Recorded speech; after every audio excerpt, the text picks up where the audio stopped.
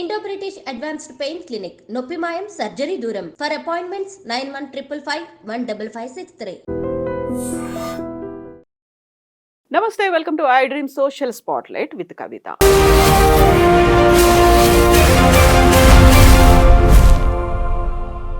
నటి కస్తూరిని చెన్నై పోలీసులు అరెస్ట్ చేశారు. 12 రోజుల జ్యుడిషియల్ రిమాండ్కు పంపించారు. అయితే తను చేసినటువంటి వ్యాఖ్యలు వివాదాస్పదమయ్యాయి.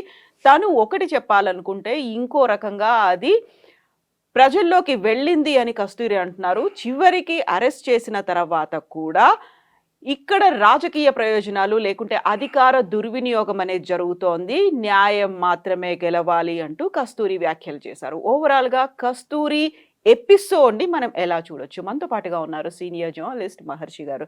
సార్ నమస్తే. సార్, కస్తూరి ఎపిసోడ్ ముందు నుంచి కూడా ఎవరైనా ఏమన్నా అన్నారు అంటే టక్కున అసలు ఆలోచించకుండా, ఎంత సీనియర్ హీరోలు సూపర్ స్టార్లు అయినప్పుడు కూడా ఇమ్మీడియట్గా ఆన్సర్ చేయడం అనేది కస్తూరి నైజంగా కనిపిస్తోంది. అండ్ స్వయంగా సీఎం కొడుకు చేసినటువంటి వ్యాఖ్యలను కూడా అంతే తీవ్రంగా ఖండించారు. బట్ తెలుగు వాళ్ళ మీద చేసినటువంటి ఈ కామెంట్స్ అరెస్ట్ దాకా దారి తీసాయి. ఏం జరిగింది అనుకుంటున్నారు సార్? అంటే ఇప్పుడు ప్రభుత్వ విధానాలని కానీ అంటే స్టాలిన్ ఇంకొకరినో ఆమె ఏమైనా అనే హక్కు ఉంది ఆమెకి. ఎంతవరకు మనకు ఒక లిమిటేషన్ ఉంటుంది. ఇప్పుడు ఏమిటి, నేను అన్నాను, నేను అనలేదు, నా ఉద్దేశం అది కాదు అనడానికి లేదు. వీడియో సాక్ష్యాలు ఉంటాయి కదా, వీడియోలు చెప్పేస్తాయి మీరు ఏం మాట్లాడుతున్నారు, ఏమన్నారని. కస్తూరి గారు ఏమిటంటే, వీళ్ళు మామూలుగా ఈ సినిమా నటులు వీళ్ళంతా రాజకీయాలకు వచ్చి వీళ్ళు ఏం చేస్తారంటే, వీళ్ళు చదువుకోరు, చరిత్ర చదువుకోరు అనమాట. ఎందుకు చదువుకోరు అంటే వాళ్ళు ప్రొఫెషన్ అది కాదు. ఇప్పుడు జర్నలిస్టులు అంటే ఎంతో కొంత చదువుకుంటారు, అదే యూనివర్సిటీ ప్రొఫెసర్లు అంటే వాళ్ళ అకాడమిక్ నాలెడ్జ్ ఏదో ఉంటుంది. రాజకీయ నాయకులు ఏ జ్ఞానము ఏ క్వాలిఫికేషన్ అక్కర్లేదు, వాళ్ళు ఎవరైనా రాజకీయాల్లోకి రావచ్చు, ఏమైనా మాట్లాడవచ్చు. మాట్లాడడం అనేది ఎంతవరకు, మీరు మాట్లాడే మాట ఇతరులకు ఇబ్బంది, ఇతరుల విద్వేషాన్ని రెచ్చగొట్టకూడదు. మీరు విమర్శించండి, మీరు ఆరోపణలు చేయండి. స్టాలిన్ డబ్బులు తినేస్తున్నాడను, స్టాలిన్ అది చేస్తున్నాడని మీరు ఆరోపణలు చేయండి, రాజకీయంగా చేయండి. స్టాలిన్ సనాతన ధర్మముని వద్దన్నాడు కాబట్టి అట్లా కూడా విమర్శించండి. కానీ మీరేమన్నారు, తెలుగు వాళ్ళు 300 ఏళ్ల క్రితము బానిసలుగా అంతఃపురాల్లో పనిచేయడానికి ఇక్కడికి వచ్చారు, వీళ్ళు ఇప్పుడు మేమే తమిళులు అంటున్నారు, అసలైన తమిళులుగా ఉన్న వాళ్ళని నెట్టేస్తున్నారు అని బ్రాహ్మణులని అన్నారు. సరే, ఆమె ఏదో బ్రాహ్మణ సంఘానికి సంబంధించిన ఒక మీటింగ్లో మాట్లాడారు ఆమె. అక్కడ ఏమిటంటే తమిళనాడు రాజకీయాలే చాలా డిఫరెంట్గా ఉంటాయి. వాళ్ళు యాంటీ బ్రాహ్మణిజం అనే పునాదిగా డిఎంకే రాజకీయాలు ఇవన్నీ మొదలైనవి. డిఎంకేల నుంచి వెళ్ళిన ఒక పాయే అన్నా డిఎంకే. అన్నా డిఎంకే అనేది కొత్తదేం కాదు, డిఎంకేలో నుంచి ఒక భాగం అది. అన్నా డిఎంకే మధ్యనే తమిళనాడు రాజకీయాలు ఒక 30-40 ఏళ్లుగా నడుస్తున్నాయి. వాళ్ళ పునాది ఏమిటి, ద్రవిడియన్ సిద్ధాంతం. ద్రవిడియన్ సిద్ధాంతంలో ఏమిటి, వాళ్ళు అంతకు మునుపు యాంటీ బ్రాహ్మణిజం అనే దాన్ని ఒకటి పెట్టారు, మూలంగా తీసుకున్నారు. అక్కడేం బ్రాహ్మణులకు వచ్చిన ఇబ్బంది ఏమీ లేదు. ఈమె ఎందుకంటే ఎక్కువ ఓవర్ రియాక్ట్ అయిపోయి, అంటే ఒక సమావేశము ఒక సభ జరిగినప్పుడు మనం ఏదైనా మాట్లాడుతున్నప్పుడు ఒక్కొక్కసారి మనకు తెలియకుండా సినిమా వాళ్ళు ముఖ్యంగా ఏమిటంటే, సినిమా నటులకు ఉన్న ఇబ్బంది ఏమిటంటే వాళ్ళు ఎమోషనల్గా ఉంటారు. ఎందుకు ఎమోషనల్గా ఉంటారు అంటే, ఆ అమ్మాయి కస్తూరి సినిమాలో సీరియల్స్లో నటిస్తున్నారు అనుకోండి, ఆమె ఈరోజు ఉదయము ఒక షూటింగ్కి వెళ్తారు. షూటింగ్కి వెళితే ఆ షూటింగ్లో ఒక మదర్గా తన పిల్లవాడి పట్ల ఆమె ఏదో ఎమోషన్ చూపించాలి. మళ్ళీ మరుసటి రోజు సాయంత్రం ఇంకో షూటింగ్ ఉంటే ఇంకొక ఎమోషన్ ఉంటుంది. అంటే రకరకాల ఎమోషన్స్ని వాళ్ళు స్క్రీన్ మీద చూపిస్తేనే వాళ్ళ నటన ఒక మెచ్యూరిటీ స్థాయి ఉంటుంది. సినిమా వాళ్ళకున్న ఇబ్బంది ఏమిటంటే, మీరు మన తెలుగు వాళ్ళు కూడా చాలామంది నోరు జారి ఇరుక్కున్నారు, మీరు గమనించారు లేదు. ఎందుకు ఇరుక్కుంటారంటే వాళ్ళకి తెలియదు ఈ మాట ఎంత దూరం పోతుంది. మహిళల పైన కూడా మన తెలుగు నటులు చాలామంది కామెంట్ చేసి ఇబ్బందులు పడ్డారు. ఎందుకంటే వాళ్ళకి ఆ ఎమోషన్లు ఏం ఆడుతున్నామో తెలియదు. అందుకని ఈమె కూడా ఏం చేశారంటే, ఈమెకి తెలియని విషయాలు ఏమిటంటే, ఎక్కడైనా కూడా ఒక జాతి కానీ ఒక గుంపు కానీ ఒక సమూహం కానీ పరాయి ప్రాంతానికి ఎందుకు వెళుతుంది అంటే 2 విషయాలు. ఒకటి ఉపాధి. మనం అక్కడ వెళితే ఇక్కడ ఇదంతా కరువు కాటకాల సీమ కాబట్టి, రాయలసీమ ఇవన్నీ కూడా, ఇక్కడ నుంచి మనం అక్కడికి వెళితే ఏదైనా బతుకు బాగుంటుందేమో అని ఉపాధి కోసం వలస వెళ్తారు. అట్లా ప్రపంచ దేశాలన్నింటిలోనూ మన వాళ్ళు ఉన్నారు. ఒకప్పుడు బర్మా నిండా మన వాళ్ళే ఉన్నారు, తెలుగు వాళ్ళే ఉన్నారు. రెండోది ఏమిటంటే భయం. భయం ఎందుకు అంటే, అక్కడ ఏదైనా పూర్వముఖం 500 ఏళ్ల క్రితము 800 ఏళ్ల క్రితము ఈ రాజులు, సంస్థానాధీశులు, జమీందారులు వీళ్ళ మధ్య గొడవలు జరిగి, యుద్ధాలు జరిగి అభద్రతకు గురి అయినప్పుడు ఒక సమూహాలు ఇంకో చోటికి బతకడానికి వెళతాయి. నెక్స్ట్ ఎక్కడ జనరేషన్ శాంతి ఉంటుంది, ఎక్కడ మనం ప్రశాంతంగా ఉంటాం, మన ప్రాణానికి భయం లేదు అనుకునే చోటకు వెళతాయి. ఈ 2 కారణాల వల్ల మనుషులు వలస వెళ్తారు. తెలుగు వాళ్ళు తమిళనాడుకు వలస వెళ్ళిండొచ్చు, కార్మికులుగా వెళ్ళిండొచ్చు, లేదా రాజులు ఆస్థానంలో పనిచేయడానికి వెళ్ళిండొచ్చు, ఏమైనా వెళ్ళిండొచ్చు. మన తెలుగు వాళ్ళు నాయకరాజులు అనేవాళ్ళు కొంతకాలం పాలించారు. అంత మునుపు రాజరాజ చోళుడు గారి, ఇటువైపు మనం కృష్ణదేవరాయల పరిపాలనలో ఉన్నాము. తెలంగాణ వచ్చేసరికి చాలా కాలం నిజాం నవాబులు వీళ్ళ పరిపాలనలో ఉన్నాం. ఇదంతా ఎప్పుడు ఒకటయ్యింది అంటే బ్రిటిష్ వాళ్ళు ఒకటి చేశారు, మద్రాసు రాష్ట్రంగా మార్చి మనల్ని గొడుగు కిందకి తీసుకొచ్చారు. అంతకు మునుపు ఏమిటంటే ఎవరి ఏరియాలో వాళ్ళవి, ఎవరి సంస్థానాలు వాళ్ళవి.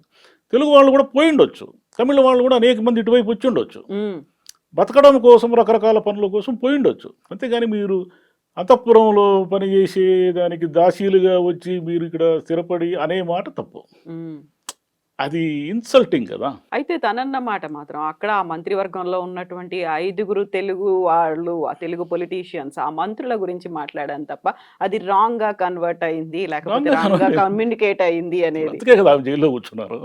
రాంగ్ గా ఏముంది, వీడియో సాక్ష్యమే, ఆ వీడియోను మార్పింగ్ చేయలేదు, వీడియో సాక్ష్యం అది. ఇప్పుడు తెలుగు వాళ్ళకి తమిళులకి ఒకప్పుడు రాగద్వేషాలు ఉన్నమాట నిజమే.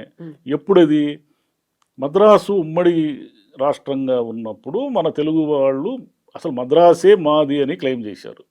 చెన్నపట్నం అనేది తెలుగుకి సంబంధించిన ఒక జాలర్ల గ్రామం అయ్యా, మద్రాసు మాది అంటే మీది మద్రాసు అయితే తిరుపతిని మేము కదా డెవలప్ చేసింది, తిరుపతి మాది అన్నారు. సరే, ఈ గొడవలు వీటన్నిటి మధ్య మనకు రాష్ట్రాన్ని ఇచ్చేశారు, ఇటు వచ్చేసారు. అందులో తెలుగు వాళ్ళంటే మద్రాసి అనే ఒక పేరు కూడా బాగా ఉండింది. తెలుగు వాళ్ళు తమ ఆత్మగౌరవం కోసం కానీ, లేదంటే మద్రాసు ఉమ్మడి రాష్ట్రంలో మనకేమి విలువ ఉండదు, తమిళుల పెత్తనం ఎక్కువ అవుతుంది అనుకోవడం కారణం కావచ్చు. రాజకీయాలకు అనేక కారణాలు ఉంటాయి కదా, వేర్పాటువాదానికి అనేక కారణాలు ఉంటాయి. ఇటువైపు తీసుకొచ్చారు. అంతకు మునుపు ఇద్దరి మధ్య గొడవ ద్వేషాలు ఉన్నమాట నిజమే. మద్రాసులో కూడా తెలుగు వాళ్ళు తమిళ వాళ్ళు కొంచెం ద్వేషంతో లేదా పరస్పర కీచులాటలతో గడిపిన మాట నిజమే. ఎప్పుడైతే రాష్ట్రం విడిపోయిందో, ఇటువైపు వచ్చేసిందో, అప్పటి నుంచి తమిళులకి తెలుగు వాళ్ళకి మధ్య ఏమీ లేదు. తెలుగు వాళ్ళు అక్కడ కొంతమంది రాజకీయ నాయకులుగా ఉన్నారు, తమిళ వాళ్ళు ఇక్కడ లేరు రాజకీయ నాయకులుగా. ఆ చిత్తూరు బార్డర్లో కొంత తమిళ మూలాలు ఉన్న వాళ్ళు ఉంటారు.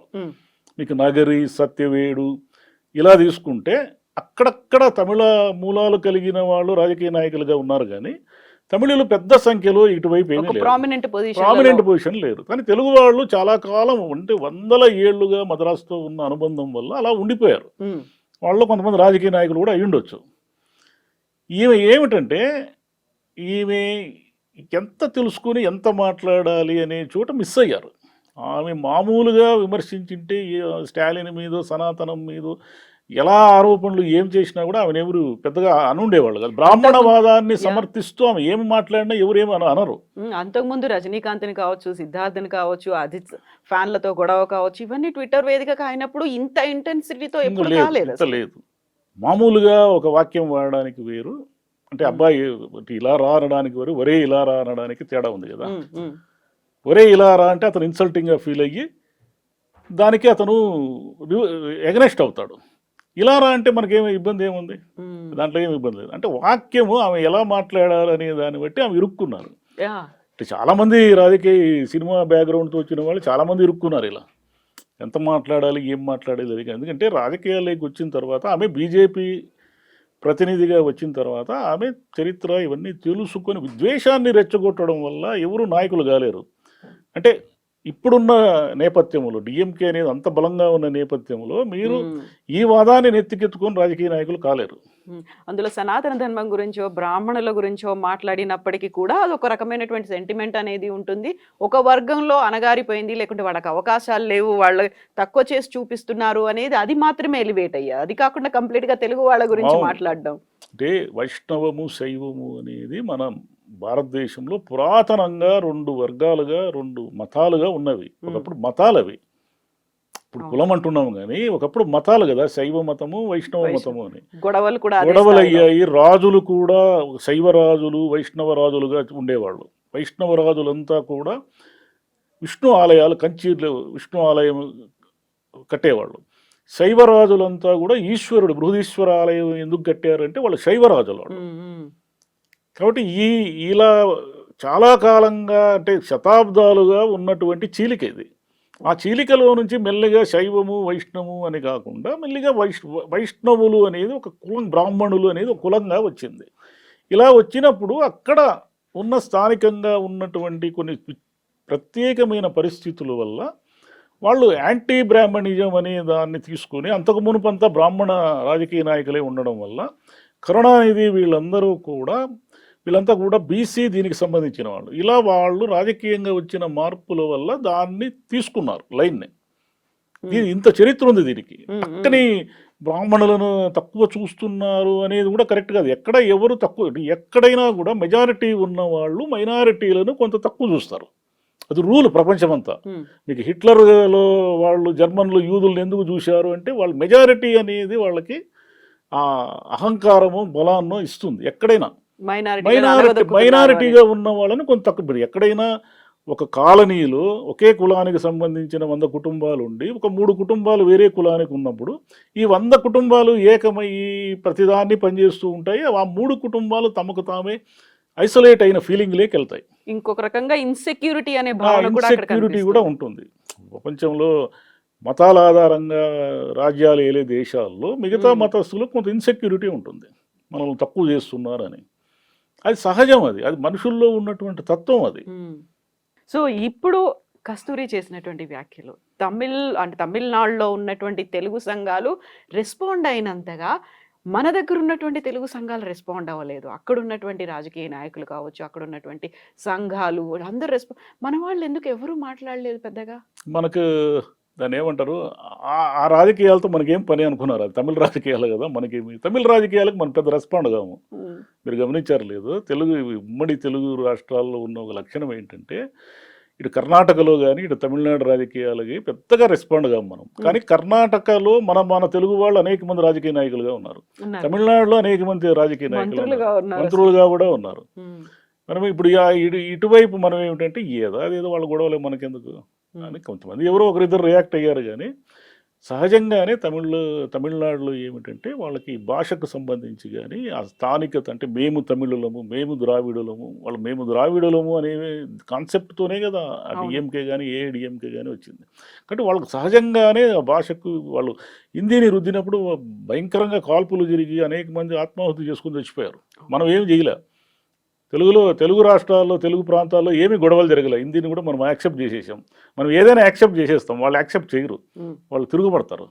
సో అలాంటప్పుడు అక్కడి నుంచి ఇక్కడికి వచ్చినప్పటికి కూడా చెన్నై నుంచి వచ్చిన పోలీసులు తెలుగు గడ్డ మీద వచ్చి అరెస్ట్ చేసి తీసుకువెళ్ళారు.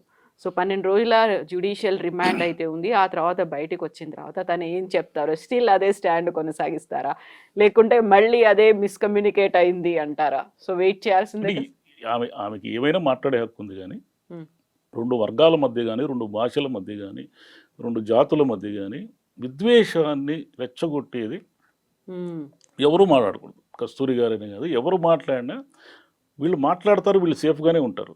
కానీ దాని ప్రభావము ఇదేమైనా ఎక్కడో ఎవరి మీద పడి ఒక చిన్న వాళ్ళు కూడా బలైపోతారు ఒక్కోసారి. 2 కులాల గురించి, మతాల గురించి, ఇట్లా 2 వర్గాల గురించి మాట్లాడితే పైన ఉండేవాళ్ళు బాగానే ఉంటారు, కింద ఉన్న వాళ్ళు ఇది ఇంజెక్ట్ చేసుకుంటే వాళ్ళకి సమస్యలు వస్తాయి. మా తెలుగు వాళ్ళు అంటావా అని ఒక తమిళియంతో ఆవేశంతో కొట్టుకున్నారు అనుకోండి, అది గొడవ అయిపోతుంది. Thank you sir, thank you so much.